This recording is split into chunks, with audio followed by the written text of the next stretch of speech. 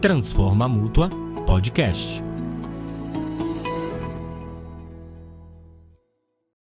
Olá, você que é apaixonado pela engenharia, pela agronomia, pela geociência, ou você que tem interesse de saber como atua esses profissionais, fique ligado. Estamos dando início a mais um podcast Transforma Mútua, um programa que conecta ideias e também traz muita transformação. Mas o entrevistado de hoje é o nosso deputado e atual presidente da Câmara Legislativa do Distrito Federal, o Wellington Luiz, ele que está no 4º mandato de deputado, só que o primeiro mandato ele assumiu como suplente, os outros 3 como de direito e de fato, né? Foi eleito presidente da Câmara Legislativa e foi reeleito presidente da Câmara Legislativa. Estamos também aqui participando conosco o deputado federal Ranieri Paulino, ele que é meu conterrâneo, paraibano. Ranieri tem uma longa trajetória no estado como deputado estadual, também atuando muito forte em Guarabira, na cidade dele. Enfim, o Felipe Pasqualini, ele que é o diretor de comunicação daqui da Mútua, o chefe da comunicação, o carro alegórico, né? da comunicação daqui. Mas, presidente, a sua trajetória política ela é marcada por tantas ações no campo da segurança pública, como também social. O que é que ele fez para esse, tanto para a Polícia Civil, o que é que ele fez seguir esse caminho e também essas ações que o senhor faz hoje em prol do social? Primeiro, bom dia a todos e a todas. Obrigado, Sérgio, pela oportunidade. Saudar nosso deputado federal, Ranieri. Disse aqui há pouco, né, é quem nos compreende, porque sabe né, o tanto que o sapato aperta. Felipe, muito obrigado pelo convite. É um prazer estar aqui contigo. Sou testemunho do seu trabalho, né, do seu carisma, pessoa especial. Saudar nosso presidente Joel, a quem há pouco nós demos um abraço, está em uma reunião. Mas dizer que, primeiro, foi de forma muito natural. Eu passei em concurso público muito novo. Filho de pobre, precisava dar um jeito. Teve alguma influência, deputado, da família? Como policial, sim, meu irmão mais velho. Tá. Nós somos a família de 3 policiais civis. Eu, meu irmão mais velho e o mais novo, já falecido, mas que também era policial civil.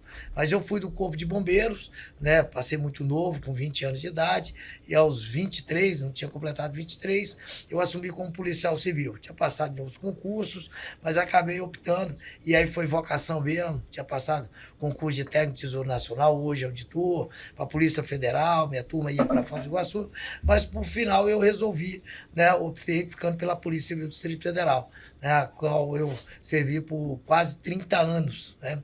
E sendo desse período 12 anos presidente do Sindicato da Polícia, os maiores sindicatos desse país, sindicato muito forte, com peso de um partido político, e saí de lá eleito deputado distrital. Então, isso é uma trajetória que já vem de muitos e muitos anos, iniciando-se aí politicamente à frente dos sindicatos policiais.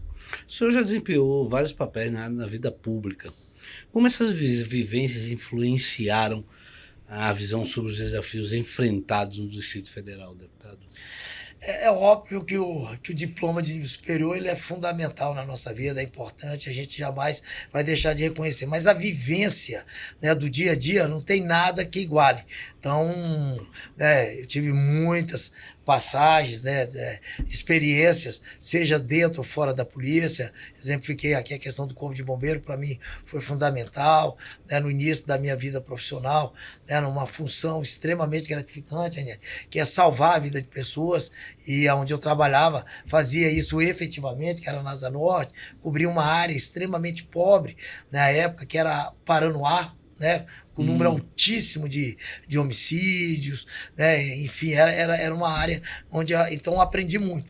Depois fui para a Polícia Civil, também um grande aprendizado, dali tira aí todo o meu sustento, tira até hoje a minha principal fonte, e fui eleito presidente do Sindicato da Polícia pela primeira vez, e que foi um desafio muito grande. Primeiro eleito vice-presidente, do ex-deputado, ex-presidente da Câmara, Fábio Barcelos, assumi a presidência, fiquei lá por 12 anos e depois eleito deputado. Então, e essas funções, seja o Sindicato da Polícia, que é uma grande escola, mas eu acabei sendo secretário de Assuntos Fundiários, de Regularização Fundiária do Distrito Federal, bem como presidente da CODAP. companhia de habitação. Essa, então, talvez tenha sido a minha melhor e maior experiência como presidente da companhia de habitação. E os nossos mandatos, né, que serviram aí para nos nortear, né, nas nossas decisões. Então, assumir a presidência da Câmara num momento extremamente delicado, Felipe, que foi o 8 de janeiro.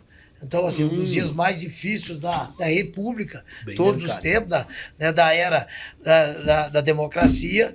E nós, graças a Deus, conseguimos sair bem. Tudo isso em razão dessas experiências que nós tivemos. Sou filho de pobre, uma família muito pobre, atendida inclusive por programa habitacional. Minha família foi atendida e quis Deus depois que eu fosse assumir exatamente a companhia que deu uma casa para minha família, né? Que nos tirou aí, né, de um barraco, de uma favela e nos levou para uma casa que foi no Guaraduz, isso em 1972. E então essa experiência para mim, à frente da companhia de habitação, sem dúvida nenhuma, né, foi um grande divisor de águas. Em sua opinião, deputado, quais foram os principais desafios e aprendizados ao longo da sua trajetória? O que isso fortaleceu na sua liderança dentro da comunidade, dentro do Distrito Federal, dentro da sociedade? A gente tem que aprender, principalmente na nossa função, Sérgio, ouvir e sentir aí o sofrimento das pessoas, é ter sensibilidade, que a gente não pode perder isso jamais. E lembrarmos sempre, nós somos servidor do povo, né? Nós somos eleitos e a política é muito boa se ela servir para servir. Se não for, é melhor você mudar de profissão ou de papel, porque e a gente tem de fato, nós temos em nossas mãos, Niel sabe isso, condições de ajudar as pessoas, em especial aquelas que mais precisam. Mas você pode ajudar setores importantes como o setor produtivo, o setor de vocês, da engenharia, que são pessoas fundamentais no dia a dia, no desenvolvimento da cidade, reconhecer o papel dessas pessoas. Né? Eu disse aqui, eu sou servidor público desde 19 anos de idade, mas a gente não reconhecer a força do setor produtivo, que é quem gera emprego, paga impostos, é pedir para a cidade retroceder. Sim. Então, e nós conseguimos, né? E aí, o governo ibanês, eu venho, obviamente, de uma vertente política ligada ao ex-governador Roriz, mas o desenvolvimento no governo ibanês se deve exatamente por essa sensibilidade que está tendo com o setor produtivo. Então, hoje, por exemplo, nós temos mais de 2.000 obras em andamento e o menor desemprego do país, porque a gente consegue gerar isso. Então, essa sensibilidade, esse olhar e, principalmente, o espaço para o diálogo tornam-se fundamentais no dia a dia de um político. Muito bem. Presidente, primeiro agradecer ao senhor aqui pela presença no nosso podcast aqui da Mútua, né? E aí puxar aí para uma questão da engenharia importante, que é a questão ligada à vistoria de prédios, né? A gente sabe que Brasília é uma cidade jovem, recente, né? Completou 60 anos agora no mês de abril, mas tem uma lei específica que obriga a vistoria de prédios, sejam eles públicos, privados, para ter segurança para a população. O senhor tem conhecimento de alguma coisa nesse sentido aqui Felipe, no não Distrito tem, mas Federal? vou procurar. E aí me permita até arremeter uma condição que eu sempre clamo lá na Câmara. Nós, parlamentares, somos meros representantes da vontade do povo. Enquanto você é eleito, você sabe disso, você não recebe, né, uma carga de luz que lhe torna mais inteligente, mais especial. Você é exatamente a pessoa que você era antes de você tomar posse como deputado. Qual é a diferença? Quando você abre espaço para ouvir as pessoas. Os meus projetos, aqueles que viraram leis e que se tornaram sucesso, todos nasceram de experiência de pessoas que estão na rua. Então não tem profissional, né, mais experiente, não tem profissional mais especialista do que vocês para levar essas demandas. E cabe a mim não discutir, mas sim encaminhar a sua vontade, porque são vocês que no dia a dia sabem a necessidade dessas vistorias. Vistoria é essa que, se não acontecer, pode gerar tragédias. Então, aqui já faço o compromisso, vou analisar aquilo que eu falei, eu não recebi se algum recebeu essa carga de luz, eu não recebi. Então, eu dependo das pessoas que me rodeiam, das pessoas que me cobram, das pessoas que me elegem, para que a gente atenda a população em matérias importantíssimas como essa. Então, Felipe, vou checar, se não tiver, quero construir junto com vocês um projeto de lei que obrigue, né? Eu consegui aprovar um que obriga aí a presença de bombeiros civis, né, que já é uma questão de segurança. Mas isso é muito mais profundo. Tem coisa que o bombeiro civil ou o bombeiro militar não vai conseguir fazer, né? E aí é o conhecimento do engenheiro no dia a dia que evita que tragédia. Então o engenheiro, inclusive, salva vidas. Basta a gente ter um olhar apurado para isso. Então me comprometo aqui, pedir para a minha assessoria e nós vamos voltar a discutir isso. Cumprimentar o presidente Wellington, dizer que faz um mandato com interlocução, isso é muito importante, né? De estar aberto, ouvindo demandas, sugestões, seja das pessoas simples, né? Já vi ações suas nessa direção de acolher lá na Câmara Legislativa, mas também do setor produtivo, do setor organizado, como é a Mútua, né? A Mútua, né, é a casa da engenharia do Brasil, né? Então, quando se fala em programas de habitação, naturalmente, né, o associado da Mútua, ele é contemplado, é fortalecido toda essa cadeia. Quando fala em setor produtivo, da mesma forma, né? Vou só trazer aqui um exemplo. Eu fui deputado estadual 4 mandatos na Paraíba e fiquei aqui, eu digo brincando, como estagiário, como deputado federal, fiquei só um período, mas fiz boas e grandes parcerias justamente com o CREA da Paraíba, e na Paraíba é lei já a de inspeção predial, que foi a propositura justamente, né, de uma categoria tão importante, organizada. Então, quando o senhor se coloca à disposição para receber essas demandas, naturalmente fortalece, né, não só o profissional, mas a qualidade de vida, né? Infelizmente, essa semana, inclusive, aconteceu um episódio de desabamento lá na cidade de Recife. Isso é algo recorrente, né, no Brasil, né? Em Brasília, as construções são mais recentes, porque é uma cidade mais nova, né, mas no Brasil tem acontecido muito isso. Mas mesmo assim requer, né, um olhar mais apurado, mais profissional, né? Essa, né, de vistoria dos bombeiros também é para garantir a segurança, né, dos moradores, das pessoas, né, que vivem, né, que buscam ter sempre qualidade de vida. Então, parabéns, né, pelo mandato, cumprimentá-lo e nos colocar aqui à disposição. Hoje eu sou colaborador aqui da Mútua, assessoro o presidente Joel Krieger e renovar a nossa disposição. Está ao lado aqui desse time aqui, né, do presidente Wellington, de Sérgio e de Felipe, para mim é uma honra. Obrigado. Pode falar, presidente. Não, pode ir. Não, apenas para manifestar aqui 2 sentimentos que eu tenho nesse momento, quando eu fui convidado e fico muito honrado com isso. Primeiro, envergonhado, né, de pela primeira vez, pelo tenho conhecimento, um presidente da Câmara, né, vem aqui para conhecer, não sei se o outro veio, eu não vi, já deveria ter vindo, né, pelo meu número de mandato, e nunca tinha vindo. Então isso aí, inclusive, eu devo desculpas a esse profissional. E o outro de orgulho, por estar aqui, por ter a oportunidade, mesmo tardiamente, de chegar aqui. Não sei se eu sou o primeiro, né? Mas se for o primeiro, ainda fico mais feliz e mais envergonhado também por outro antes de não ter pisado. Mas a ideia é essa, é a gente, é claro que o nosso tempo é curto, as obrigações são muitas, mas profissionais da magnitude de vocês, com a responsabilidade e a competência, precisam ser mais ouvidos. Ele falou, trabalhar em parceria com o CREA. Então, às vezes, a nossa falta de conhecimento, né, afasta a gente daquilo que é muito importante. Então, me sinto extremamente honrado, alegre, feliz. Quero ser cobrado por vocês, né, porque o resultado do trabalho de vocês, às vezes, depende de nós e os nossos resultados dependem muito de vocês. Né, minha família, meus amigos, né, estão debaixo de alguma estrutura. E eu espero que elas estejam seguras, né? E a gente sabe da importância de vocês. Desculpa. Brasília é uma cidade privilegiada, presidente, por ter muita área de lazer, parques, né? Então a criançada aqui toda fica à vontade para poder se distrair, para a família passar final de semana, enfim. Mas o senhor tem atuado muito na proteção de criança e adolescente. Isso é uma pauta que o senhor carrega ela com muito afinco e muita radicalidade. Eu queria que o senhor falasse um pouco sobre essas ações que o senhor faz em prol da criança e do adolescente. Sérgio, eu falei há pouco também, eu vim de uma família muito pobre e assim, lamento muito que nem todos os meus amigos, meus colegas acabaram conseguindo, né, ter uma oportunidade na vida ou sequer estar vivo. Muitos, né, morreram, outros foram presos. Então, quando você vem de uma comunidade pobre, essa é uma realidade.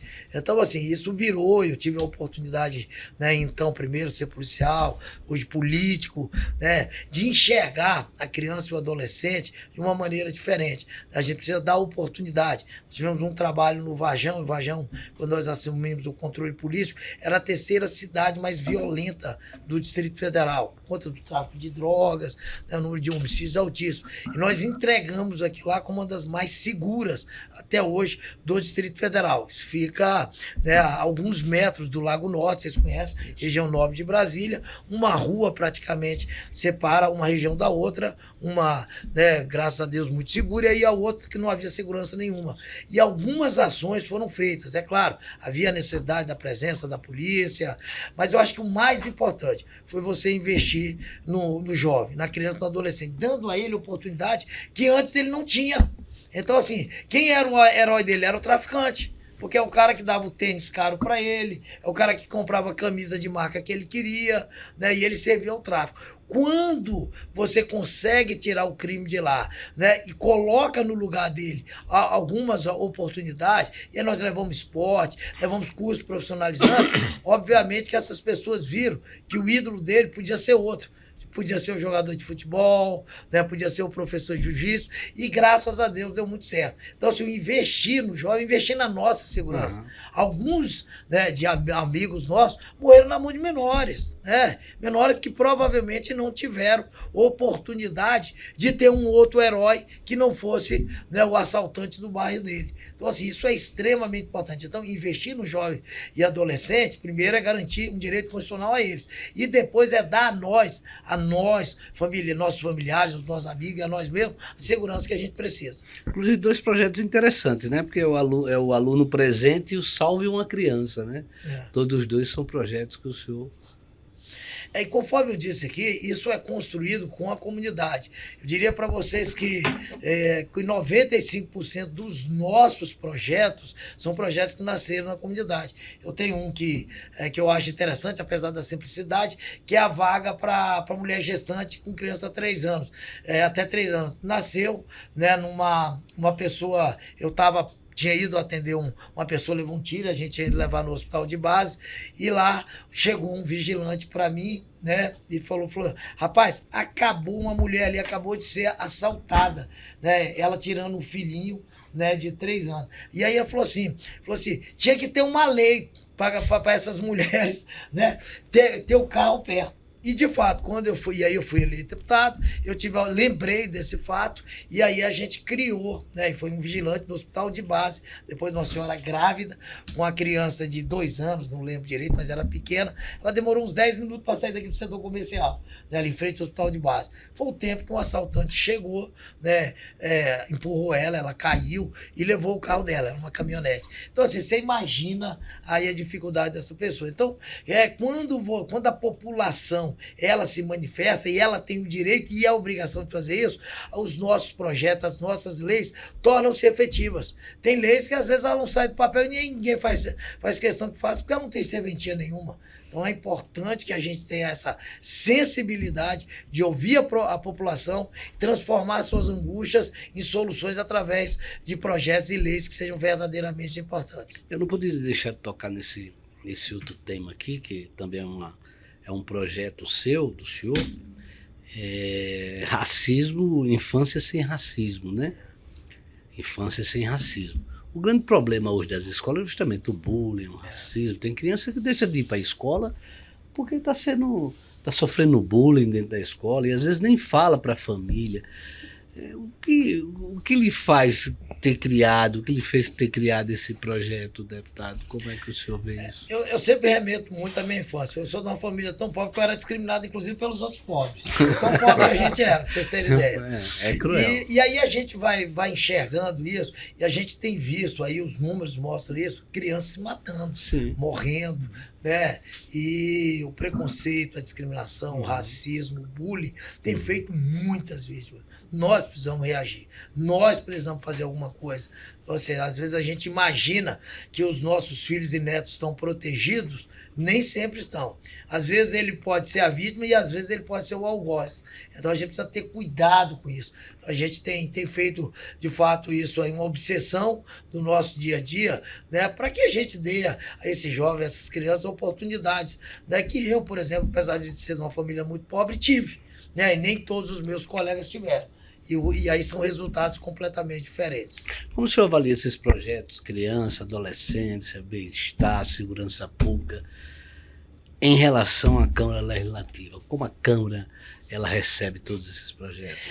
Hoje a gente tem participado efetivamente dessas discussões, sendo bandeira de muitos deputados. Uma outra coisa que eu consegui implementar na Câmara foi a gente afastar o sentimento de ciúmes, né? Então, assim, a Câmara é para todos e de todos. Então, a Câmara, todos nós deputados, né, temos essas bandeiras em razão da importância que ela é para a sociedade. Então, o projeto não pode ser um projeto pessoal de um deputado, tem que ser um projeto político, né, da cidade. E a gente tem avançado.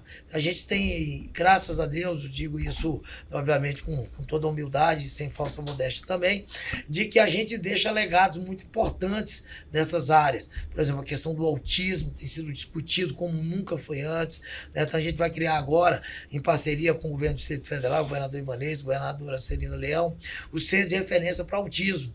Então, assim, são bandeiras importantes. Nós vamos entregar pela primeira vez na história, e aí é motivo de vergonha para o Estado, 400 unidades, né, totalmente gratuitas para deficientes físicos. Esses deficientes físicos, ao longo de décadas e décadas, foram invisíveis aos olhos do Estado. Ninguém enxerga, nós não temos números que possam determinar exatamente quantos deficientes nós temos. Joel tem mãe com 5, 6 deficientes. Como é que você espera que essa mãe vá até a CODAB fazer a inscrição se o pai, geralmente isso acontece, o pai vai embora, deixa a mãe sozinha e ela sequer pode sair de casa para poder fazer a inscrição do seu filho. Ela não tem, as pessoas têm que levar comida. Então isso, né, nos traz uma sensibilidade muito grande, enxergar as minorias, enxergar essas pessoas que não têm vez nem voz e que a gente precisa, de fato, fazer alguma coisa. Presidente Wellington Luiz, queria lhe agradecer pela entrevista. Sinta-se à vontade para colocar aquilo que o senhor acha que não foi colocado, não foi abordado, mas você acha que é interessante, que é preciso colocar. Queria agradecer também ao deputado Ranieri Paulino, que está aqui junto conosco, ao Felipe, com tanta coisa para fazer aí, mas se dispôs a estar aqui junto conosco também. Enfim, sinta-se à vontade, deputado. Eu primeiro quero manifestar aqui toda a minha gratidão, Felipe, que é em seu nome, em nome do Joel, em nome do Ranieri, de todos vocês, né, por nos dar essa oportunidade.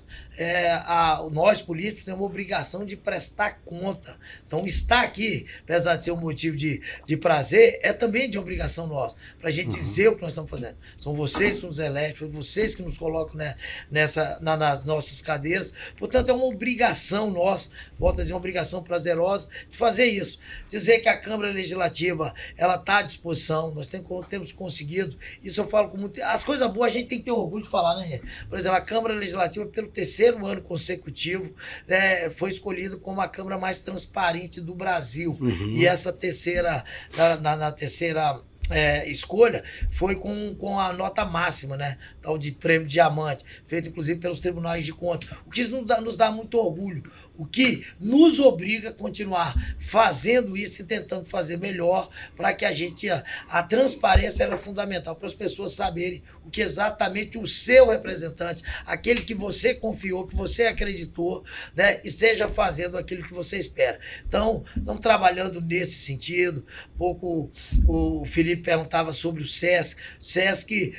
O restaurante na Câmara, né, que é a Casa do Povo, era pedido há mais de 20 anos, né? E ninguém nunca teve realmente aí a disposição, né, sem qualquer crítica a quem nos antecedeu, de ir lá e fazer. Hoje é um restaurante, às vezes parece simples, mas atende só na Câmara mais de 2.000 funcionários, fora as pessoas da Redondeza, que é um restaurante feito em parceria com o SESC, com valor baixo, né, com uma qualidade altíssima, e que aquelas pessoas mais pobres que vão visitar, ontem, por exemplo, nós recebemos essas pessoas que foram retiradas lá do setor de inflamáveis, estavam numa área de risco, foram retiradas. Chegaram lá por volta de 3 horas, a maioria criança e todas mulheres. Não havia comido ainda. Eles não haviam comido ainda. Você imagina 3 horas. Criança de 1 ano e meio, 2 anos, 3 anos. Eu sou chorão, né? Eu já me desmancho.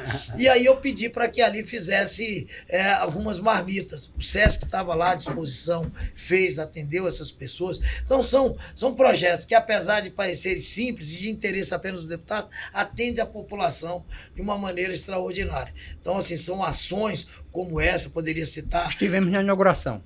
Oi? Estivemos na inauguração. Lá foi motivo de orgulho para nós, um espaço bacana. É o cuscuz mais barato de Brasília. O restaurante do Sesc. É mais gostoso, né? Eu sou cliente. Agora você tocou num ponto fraco. Eu também sou Agora você me lascou. Uma comida de qualidade. Então, assim, são projetos, a gente poderia citar muitos outros, o tempo não nos permite, mas se vocês me convidarem, a gente volta. Sim. Será um prazer. De ações que vão dando certo, Felipe, no dia a dia. E volto a dizer, obrigação nossa fazer projetos que dê certo para a população. Não me promova pessoalmente, mas que eu dou um exemplo aqui só para encerrar. Eu tive a felicidade de colocar umas emendas que criaram o calçadão do Guará. Tanto a pista de ciclismo como de caminhada. Com certeza, ninguém lembra de mim lá. Mas só a felicidade de você chegar lá e ver aquele e ver o pessoal de gente caminhando. andando, ali já me Caminhando, atendeu. andando de bicicleta, né?